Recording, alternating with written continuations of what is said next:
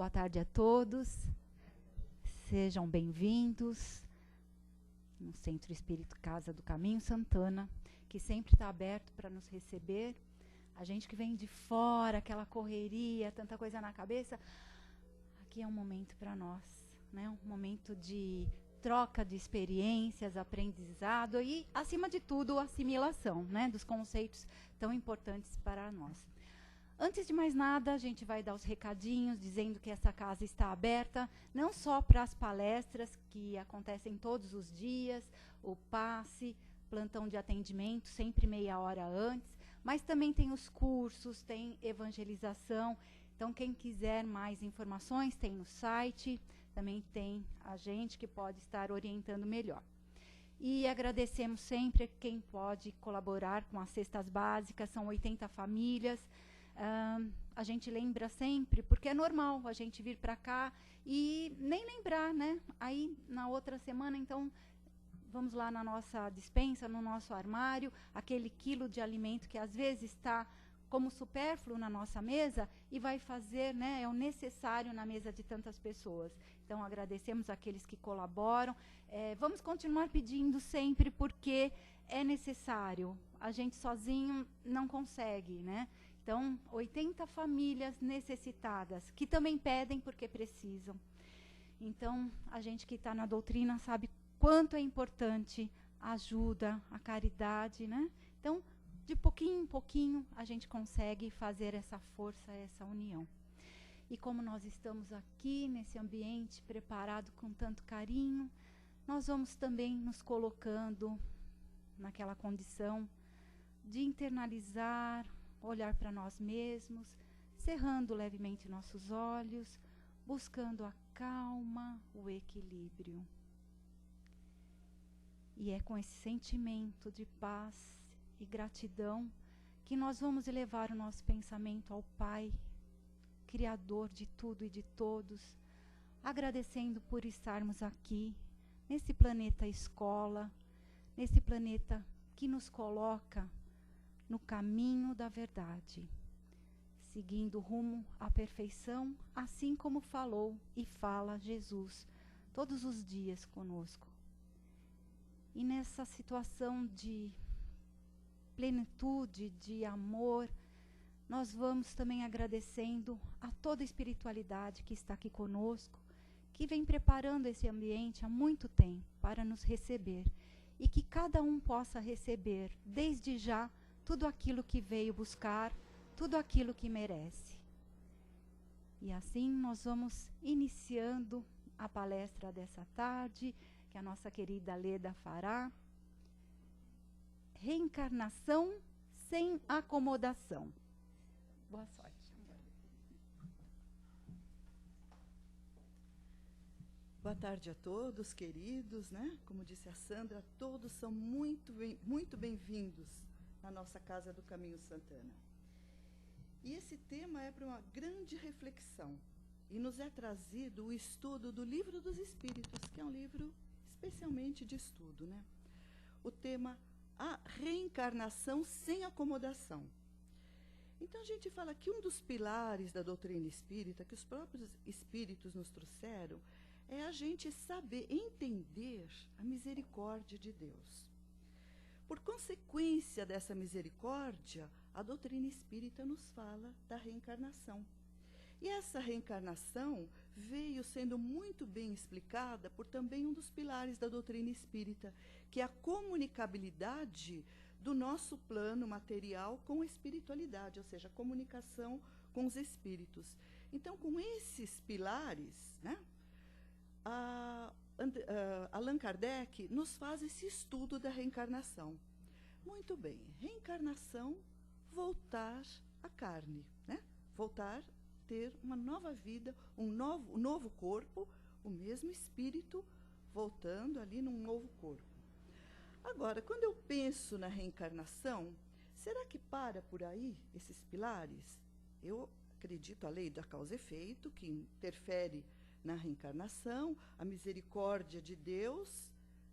Tá bom, então eu reencarno quantas vezes eu tiver necessidade. É assim que funciona?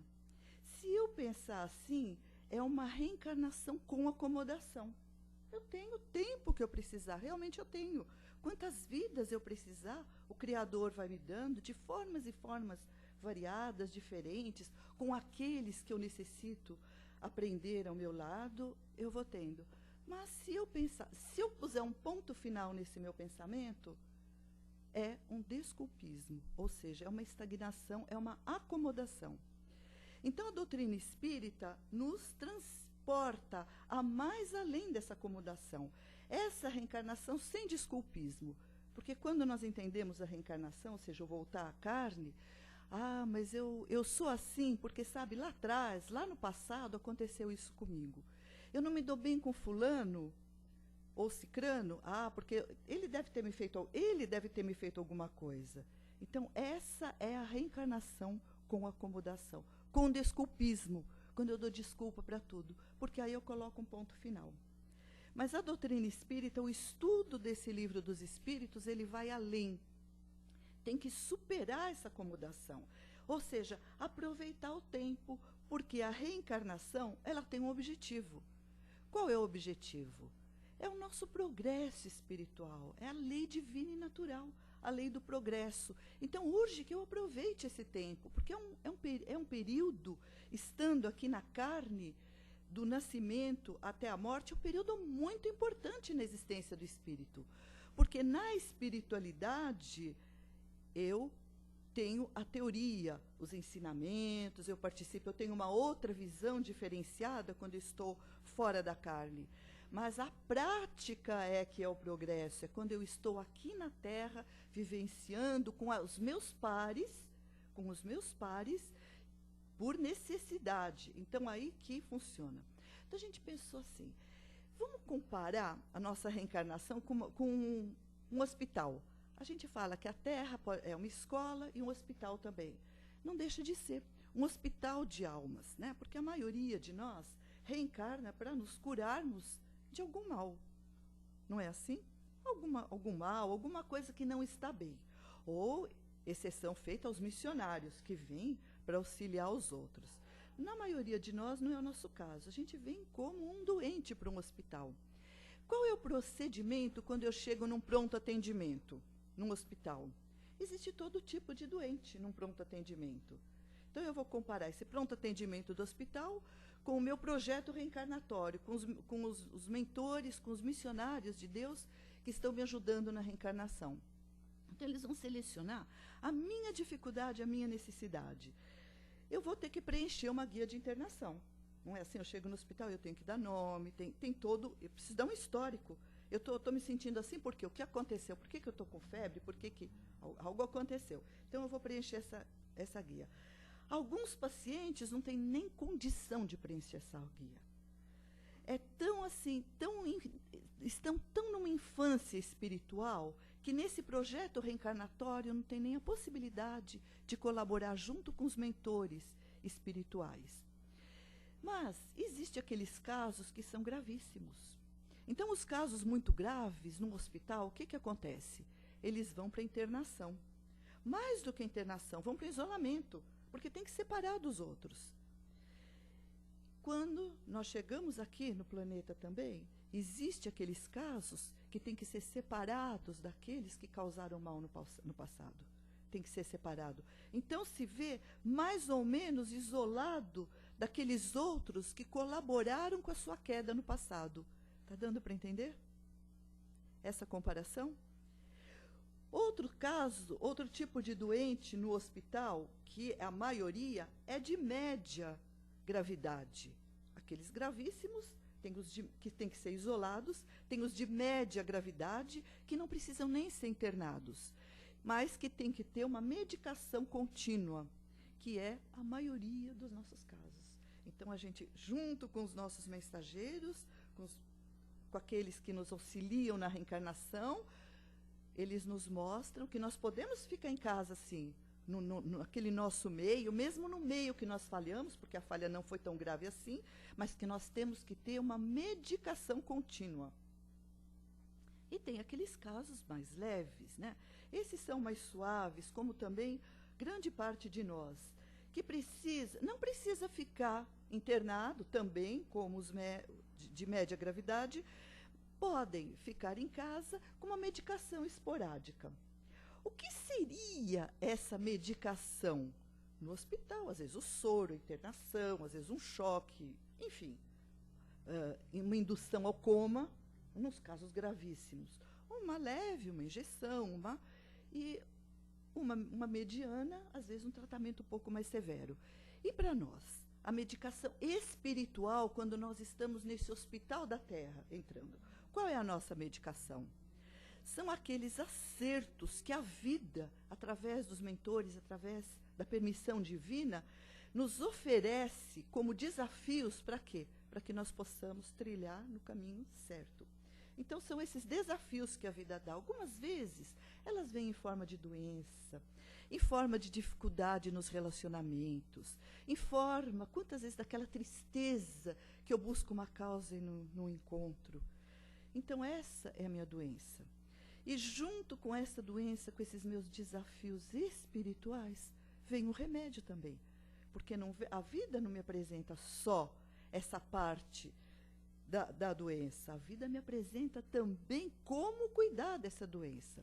E como cuidar, cada um de nós está recebendo uma dose medicamentosa nesse momento, que é o Evangelho de Jesus, que nos mostra o caminho. Porque cada vez que nós adentramos na linha, naquela estrada que Jesus nos mostrou, vai ficando muito mais leve. Eu já necessito de uma medicação esporádica. De vez em quando, alguma dorzinha para despertar e lembrar que eu estou vivo e que eu preciso fazer alguma coisa. Né? Então, é o Evangelho de Jesus. Então, essa divisão administrativa, ela é toda feita de amor, de bondade. Tanto no hospital terreno, que os médicos, com toda a sua sabedoria, com a ciência que eles estudam muito, eles nos conduzem ao tratamento correto. Imagine a divindade, a esse tratamento espiritual que não é só do corpo temporário, é do nosso espírito. Então precisamos, muitas vezes, uma dorzinha aqui, um desafio ali, um relacionamento que eu não consigo acertar ali, o trabalho que eu não gosto, mas que eu não consigo achar outro, ou aquele trabalho que eu não encontro. E são desafios que eu preciso superar. E o medicamento está aí no Evangelho de Jesus, acreditando, crendo na sua misericórdia, nessa lei de causa e efeito, que é uma lei de amor e de misericórdia de Deus. Então, a gente vai percebendo que esse ciclo reencarnatório de voltar à carne é um ciclo amplo, porque o nascer, viver e morrer é um ciclo vegetal e animal também. Os vegetais, os animais nascem, crescem e morrem e param por aí. Não é o nosso ciclo. Além desse ciclo biológico das espécies vivas, nós temos o progresso espiritual. O nosso compromisso não é nascer, viver e morrer, é progredir, como diz Allan Kardec, que nos ensina nessa lição. É o progresso espiritual que nós precisamos. E a reencarnação, às vezes a gente fala, mas temos muitas oportunidades. A gente sempre faz um estudo de reencarnação, assim, para chamar atenção nas aulas, nos estudos. A gente faz uma conta redonda, estamos em 7 bilhões encarnados na Terra. Os espíritos dizem que para cada um encarnado tem 4 necessitando reencarnar, precisando. Então, dos 7, quantos estão na espiritualidade? Olha a tabuada aí. 28 bilhões na espiritualidade para reencarnar. Desses 7, digamos que metade mulheres, metade homens. Então, 3 bilhões e meio de mulheres.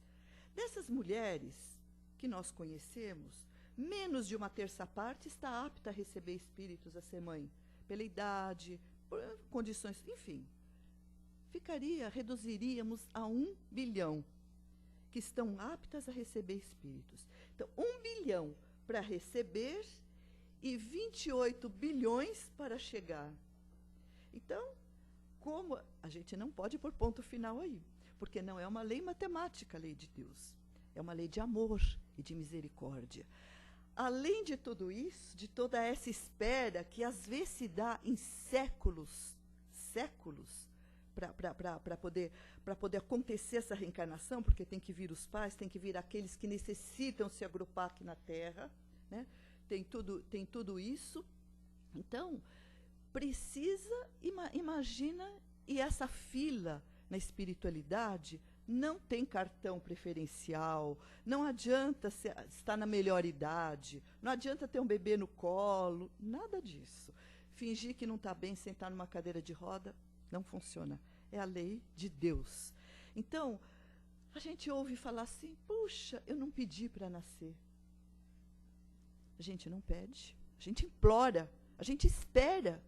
Tem casos de espíritos que esperam séculos para voltar, para poder organizar toda aquela família, aquele núcleo de que ele tem necessidade. Porque quando nós falamos, não é somente um ciclo biológico, é um ciclo de progresso diante da lei de Deus de amor, né? E André Luiz diz que essa nossa reencarnação, ela começa na concepção. Mas a gente vai percebendo, através dos estudos, que não é somente na concepção. A hora que o espermatozoide encontra com o óvulo no útero materno. Porque essa hora, o espírito reencarnante já está ali para colocar sua energia e para formar aquele organismo que ele precisa, que ele vai necessitar para a reencarnação. Então, já há um preparo antes dessa concepção física, né? Já existe todo esse preparo espiritual para lhe chegar. Então, começa nesse momento e se encerra, dá-se por reencarnado o espírito aos 7 anos de idade. A hora que os seus sistemas orgânicos estão formados e os órgãos desenvolvidos com 7 anos de idade. Tanto é que na criança é muito comum a gente ver, conversar com o espírito, dizer que tem um amiguinho, dizer que às vezes viu o avô que já desencarnou, que está ali, porque ainda está muito ligado com o mundo espiritual. Isso a psicologia até chama essa fase do amigo oculto, né? Então, por esse processo que passa o espírito, essa infância, onde está se completando a reencarnação até os 7 anos, depois vem a juventude e vem a melhor idade. Que nome, né? Não é muito, né? Melhor idade. Vem a idade adulta, né? Depois disso, vem a idade adulta. E assim o espírito também no seu progresso, ele passa por fases. Não adianta de uma fase na infância espiritual querer passar para a maturidade espiritual. São processos gradativos que o espírito vai passando. Vai amadurecendo aos poucos. Não adianta querer dormir ruim e amanhecer bom. Não é assim. É devagar que nós vamos melhorando, né? Então, ele precisa passar por todas essas fases. Como aquele doente que se internou no hospital. Para sair, ele tem que ter recuperação. Então, ele precisa da sua medicação, do que for preciso, para que ele possa se recuperar e ter alta do hospital. E nós temos alta desse hospital da Terra. Quando se extinguir o nosso tempo, que a gente possa ter essa alta, mas essa alta, assim, certificada, né? Uma alta, quando chegar na espiritualidade, chegar, assim, com aquela sensação de vitória, de ter cumprido o nosso papel. Porque todas essas dificuldades, porque nós passamos no caminho, porque cada um de nós passa por essas dificuldades, depende de nós. Suavizar, ou diminuir, ou aumentar, ou agravar essas dificuldades. Depende do nosso entendimento. Então, Deus nos dá esse remédio que é o seu Evangelho, nos oferece essas lições, nos oferece como caminhar com tranquilidade, com leveza, nos mostra que aqui estamos temporariamente, né? A verdadeira vida não é nesse momento. Aqui nós estamos experienciando esse momento, que nós estamos brasileiros, estamos num determinado sexo, e que numa próxima jornada, numa próxima reencarnação, poderemos estar completamente diferente. Há uma mudança muito grande de papéis, há uma mudança, as posições se invertem.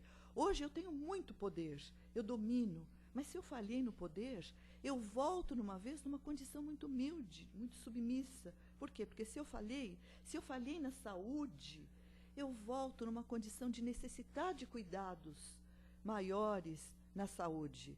Então, essas posições vão se invertendo nas encarnações.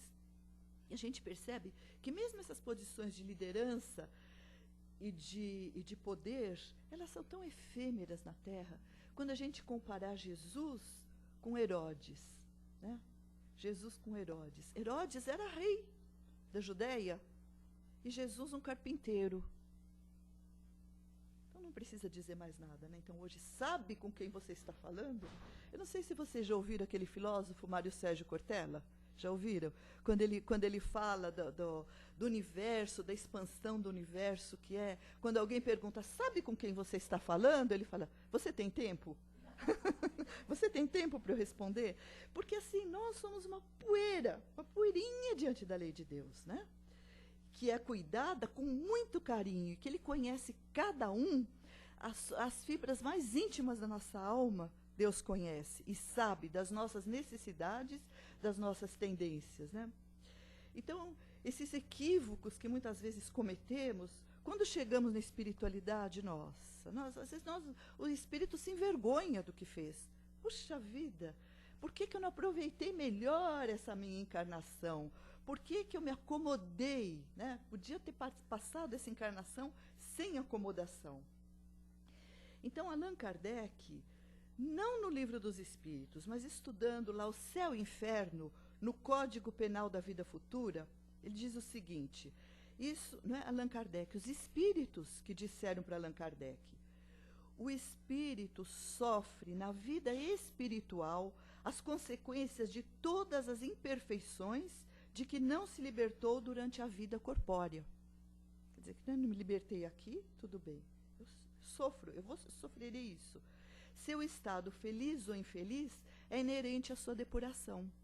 Quer dizer, todas aquelas minhas mazelas, aquilo que eu vim para consertar, que eu não conserto, eu vou ficar muito triste quando eu chegar do outro lado, porque eu vou perceber o tempo que eu perdi, né? Então, a gente compara, assim, essa nossa jornada, essa caminhada, como uma montanha, né? Quando Jesus fala daquela montanha, da fé como uma montanha, quando você diz, quando você tem fé, que você pede para a montanha sair dali e se transportar, que ela se transporta. Jesus, como sempre, fala de forma alegórica. Então, essa montanha de dificuldades que a nossa vida tem, como que nós subimos uma montanha? Nós damos um voo, uma rasante, vamos direto ao topo? Ou a gente vai passo a passo, devagar, devagar, algumas vezes olhando para baixo, e a gente vê que já conseguiu caminhar um pouquinho, subir um pouquinho essa montanha da nossa vida, das nossas dificuldades. Mas se eu olho só para cima, olhando só para o topo, eu falo, poxa, falta muito, eu não vou conseguir. Então depende de como, da visão que eu tenho diante da vida. Então eu vou caminhando devagar, subindo. O que faz um alpinista? Ele sobe numa tacada só ou ele para se hidratar, para se alimentar, para descansar os seus músculos? Assim é a nossa jornada. Deus proporciona as nossas paradas. Temos tempo na nossa encarnação de calmaria, em que estamos tranquilos. De repente, começam de novo os desafios, ou seja, a subida, a ascensão dessa nossa montanha. E assim, dependendo de como, do enfoque que nós damos para essa jornada, que é a vida, é que nós vamos conseguindo chegar ao topo ou não, né? Jesus diz que não se pode ver o reino de Deus se não nascer de novo. A unicidade da existência não explica muitas coisas, né? Não explica as diferenças, não explica as lutas, né? Não explica tantas mazelas, porque uns com tanto, outros com tão pouco, né? Então, só mesmo a reencarnação é que explica. E a reencarnação, ela não é propriedade da doutrina espírita, porque a reencarnação, ela já era uma crença de povos muito antigos, muito antes de Jesus. Os Vedas, né, de milênios antes de Jesus, já acreditavam na reencarnação. Então, a doutrina espírita vem mostrar, à luz do espiritismo, nos esclarecer. O significado não adianta somente acreditar, como a gente disse. Só acreditar é um comodismo. Tem que acreditar e saber o porquê. Então, Deus nos oferece esses anestésicos nesse hospital da vida. Qual é o maior anestésico que Deus nos dá? a não ser, que não é o seu evangelho? É a maior anestesia, que é o amor, é o antídoto da dor. De um lado a dor, do outro lado o amor. Então, quando eu trilho nessa linha do evangelho, nessa linha que Jesus nos propôs das suas lições, né? Aí eu torno tudo mais fácil com esse antídoto, né? E esses laços, quando eu aqui chego, eu chego numa família, né? Como nós dissemos, não basta só fazer essa conta matemática. Tem a conta espiritual também, a conta de Deus, né? A conta da sua justiça divina, que a família que eu necessito, mas não é o que eu gostaria. A família do meu amigo é tão diferente, eles são tão felizes, nossos filhos acompanham os pais, comem tudo, enfim, não brigam. A minha não, a minha é diferente, mas é a minha que eu preciso. Ninguém, toda vez eu falo, vocês dão risada, mas lembra sempre disso. Ninguém aqui escapou do bico da cegonha. Ela não deixou ninguém cair na casa errada. Nós viemos para o lugar certinho, com aqueles que nós tínhamos necessidade. Nós tínhamos necessidade e eles têm necessidade de nós também. A necessidade é mútua, porque aquele feixe de graveto que um ajuda o outro, né? Juntos são fortes, sozinhos muito fracos, né? São cortados. Então, os espíritos, né? Chico Xavier, através dos espíritos, diz que o nosso lar é um posto de serviço avançado na transição do planeta. Um posto de serviço, olha, é um posto de serviço. Jesus diz que é um templo nosso lar. Então, não é à toa que reencarnamos ali. E Emmanuel, através de Chico Xavier, ele nos diz que nós reencontramos os nossos companheiros tal qual nós os deixamos. Então, se nós os deixamos magoados, encontramos magoados numa próxima vida.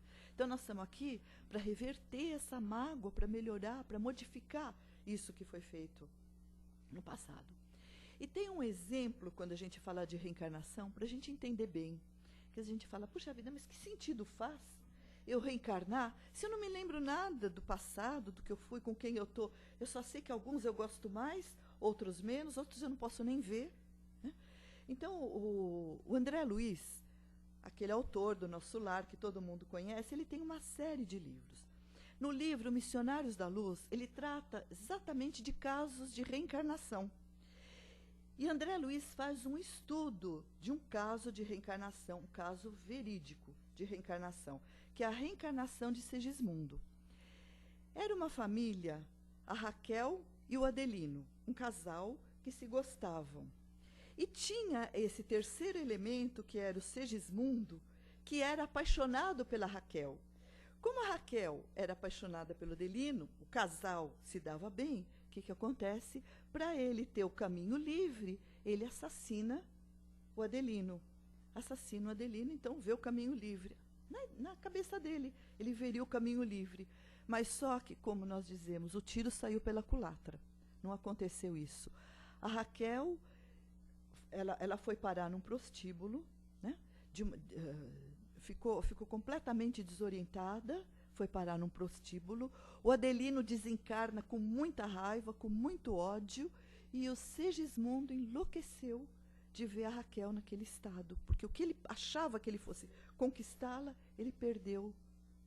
Aí, André Luiz participa dessa reencarnação, desse núcleo familiar, desses três elementos.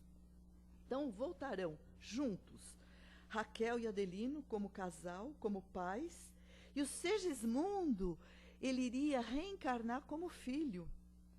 Mas aí a gente pensa que é fácil. Houve toda uma preparação para que o Adelino aceitasse ele como filho, porque a proximidade desse espírito que o tinha assassinado numa vida passada já liberava dele aquela negatividade, ele afastava esse espírito.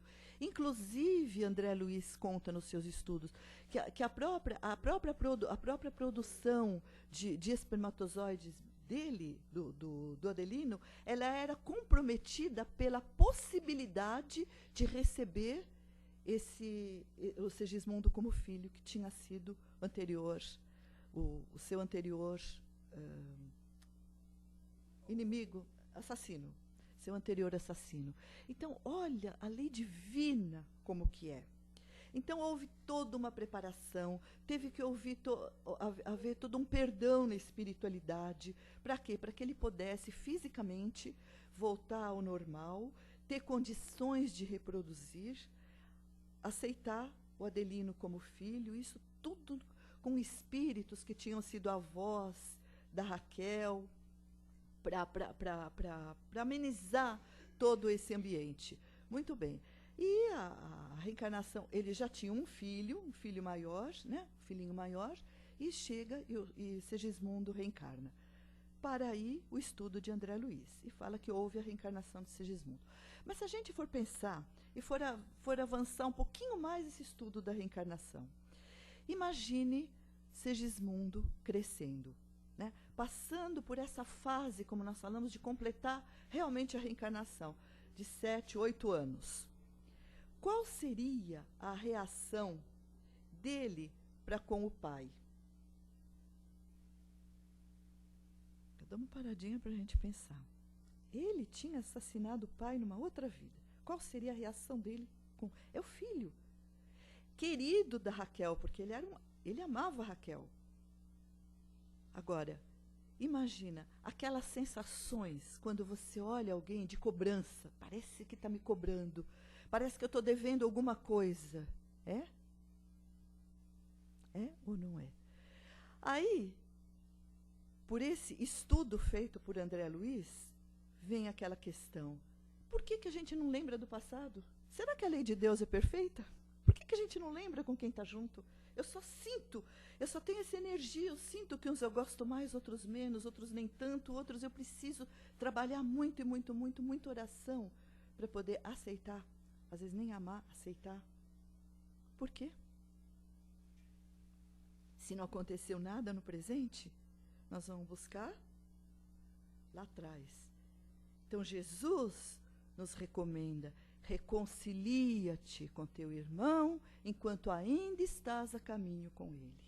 Então, é esse caminho que nós estamos, nessa nossa família abençoada, nessa reencarnação, que cada um de nós não tem, às vezes, a noção do carinho com que fomos planejados, do carinho com que foi planejada essa família, do tempo que nós tivemos que esperar, do tempo que precisou para agrupar esses seres que necessitamos de estar juntos.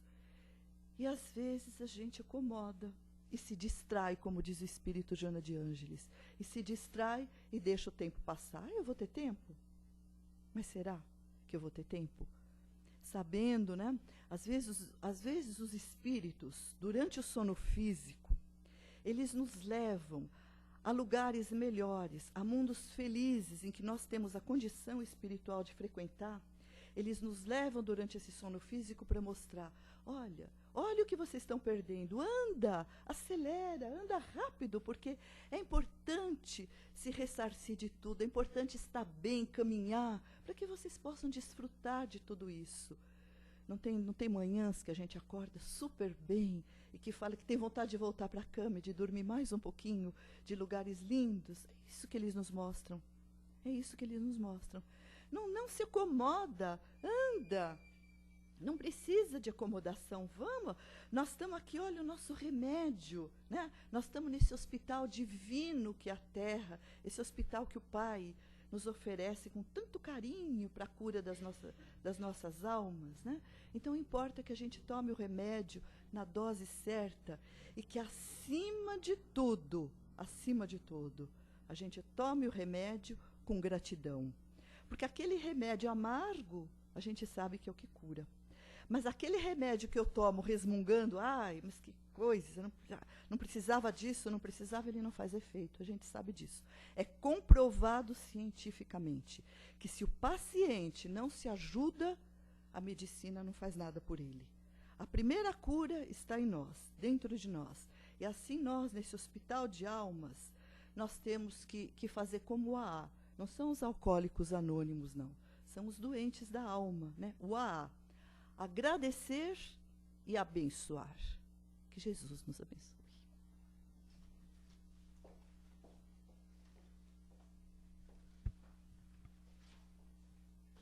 Nossa, olha lá, já temos quem? nem fiz o convite ainda. Muito bem, gostei. Muito obrigado pela sua presença, né? E pela sua apresentação.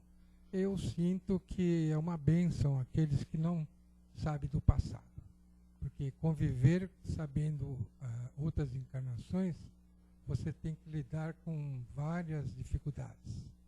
Uma delas é você saber aqueles que te prejudicou, está ali presente, numa postura que ainda continua te prejudicando, e você tem que se conter. Porque aquilo vem na sua mente. Não, ele já te prejudicou, mas é mais uma oportunidade de você se aproximarem, né?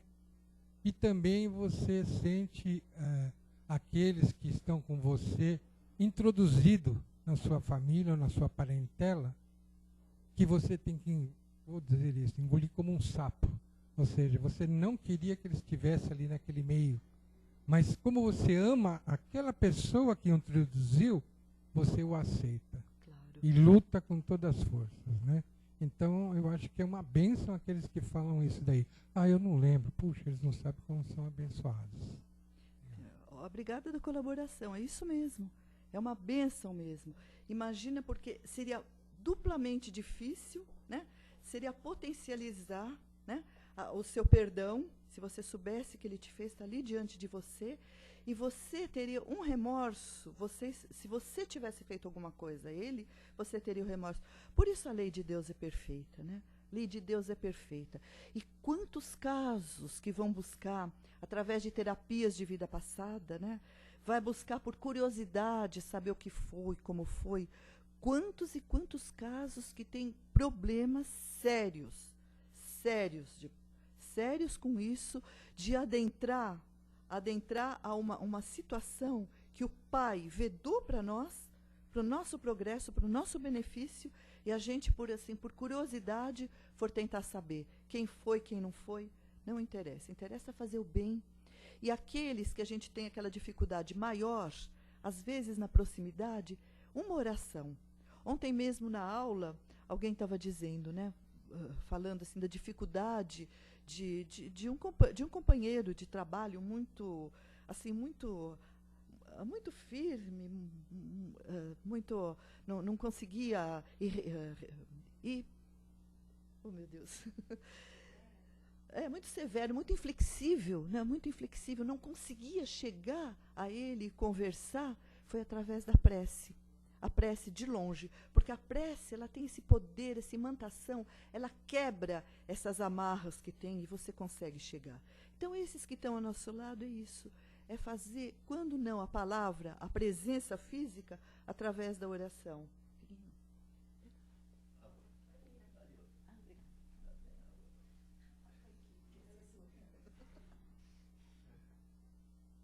Alguém mais?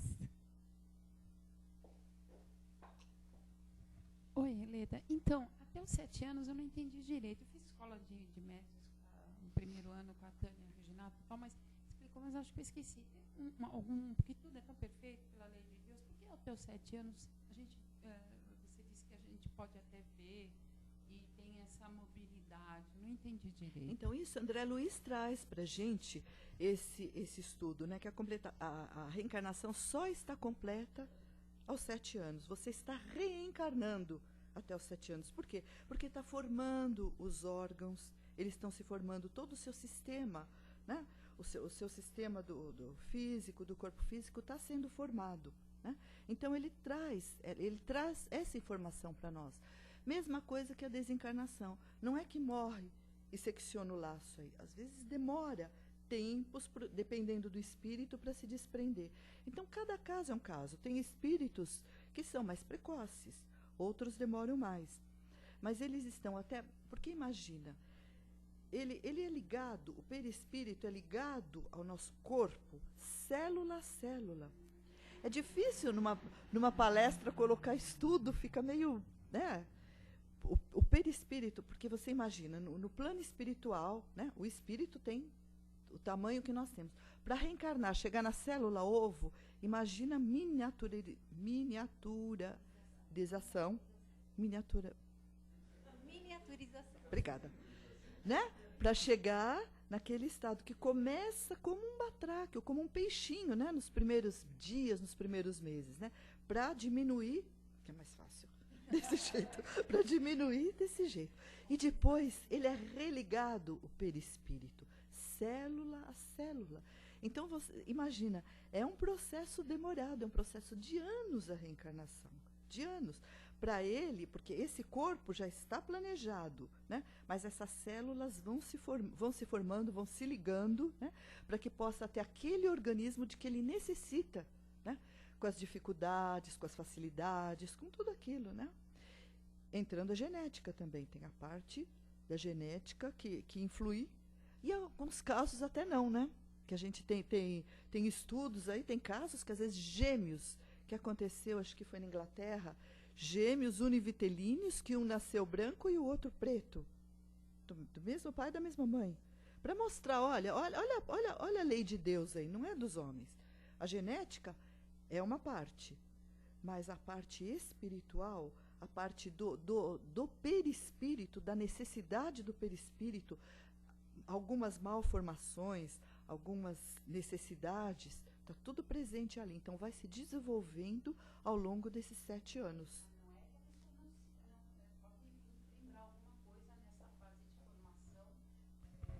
Não é que a pessoa pode, o espírito pode lembrar do passado nessa fase dos 7 anos. Não. A partir da concepção, ele já é como se ele entrasse num sono profundo, num torpor. A partir da concepção. Então, ele já fica assim, preparado já para essa nova reencarnação. É como um torpor, e ele esquece. Apesar desse esquecimento, né, esse esquecimento é relativo, porque tem pessoas que têm lembranças espontâneas, né, de passado. Às vezes, de vez em quando, a gente lembra o déjà vu, né, daqueles lugares que parece que já esteve. Às vezes, vem aquelas lembranças de lugares, de pessoas, que são as afinidades, né, as simpatias, antipatias, tudo isso são lembranças. Lembranças lá de trás, né? Deu para entender, Guilherme? Deu para entender? Deu? Leda, no caso de crianças que ficam brevemente na Terra, assim, meses e desencarnam, esse espírito também, ele entra no mesmo processo, ele também esquece, depois que ele desencarna, ele vai tomar consciência por que isso se passou com ele. Exatamente. Com ele, porque isso pode ser missão, normalmente é missão do espírito e dos pais. É uma missão conjunta do espírito e dos pais, essa volta precoce, né? É uma missão. Pode ser, são muitos os casos, às vezes que malbaratou a vida, espíritos de suicida, que às vezes precisa vir aquela reconstituição do perispírito para voltar futuramente, né? E quantos casos que às vezes, ou mesmo na gravidez, um aborto espontâneo, ou morre com meses, né? E quantos casos na literatura espírita que esse mesmo espírito volta depois que ele se reintegrou, ele volta naquele seio familiar, na mesma família. Bom, vocês perceberam a complexidade do assunto, né? É para estudo. Que não dá para se esgotar numa única palestra. Então, sempre o convite, gente, para a leitura. A literatura espírita é grandiosa. E a gente fala várias vezes aqui dessas obras do André Luiz. Nosso Lar, são 16 livros. Que assim, é uma sequência, foi quando ele começou a acompanhar as equipes e tal. E esse capítulo é um capítulo pequenininho, mas a gente tem que estudar, porque tem várias informações importantes. E vocês não estiveram aqui nas últimas semanas, e eu também citei várias coisas que você citou, e eu falei, nossa, bate, porque assim, é importante a gente falar isso, porque quando a gente está aqui, esquece, claro, benefício do esquecimento. Mas, assim, é uma coisa que a gente precisa se esforçar, porque a porta estreita, né, da responsabilidade, ela é bem estreitinha mesmo. E aí o mundo está com a porta escancarada para tirar a gente, para iludir a gente sobre as nossas necessidades aqui, né? Então, assim, vamos agradecer por estarmos aqui e fazer valer todo o esforço da espiritualidade, né, que nos colocou aqui encarnados nesse planeta, né? Então, obrigada, Leda. A gente poderia ficar aqui, né? Muito. Então, vamos dar continuidade a essa parte do nosso trabalho da tarde. Então, nós vamos cerrando de novo os nossos olhos, colocando diante de nós mesmos e aproveitando este momento, além de agradecer por estarmos aqui reencarnados nesse lindo planeta, seja ele uma escola, um presídio, um hospital. Para cada um ele pode ser alguma coisa diferente, mas que a gente possa usar essa reencarnação e fazer dela uma grande escola de aprendizado. Esse momento de vibração é o momento da gente buscar as energias de dentro de nós e encaminhar aquelas pessoas aqui denominadas, aqui citadas. Então, com essa corrente que nós vamos fazer, nós vamos envolver o nosso planeta querido. Todas as regiões de conflito, tanto fora do país, quanto aqui no nosso país, nós vamos emanar essa energia construtora de amor, de paz, de equilíbrio. Vamos envolver com todo carinho esse planeta.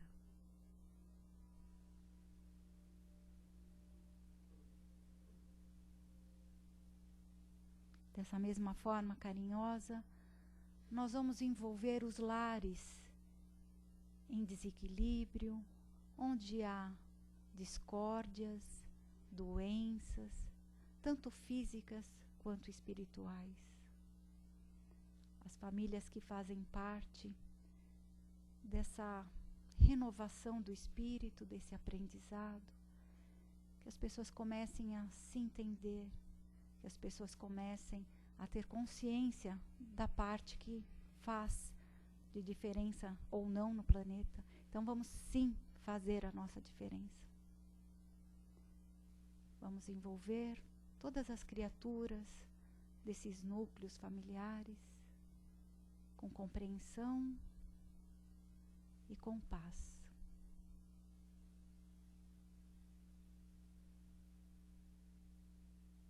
E finalmente, nós vamos vibrar por alguém do nosso conhecimento que esteja passando por uma situação de saúde difícil, que ela possa receber todo esse carinho, toda essa energia de saúde. Vibremos.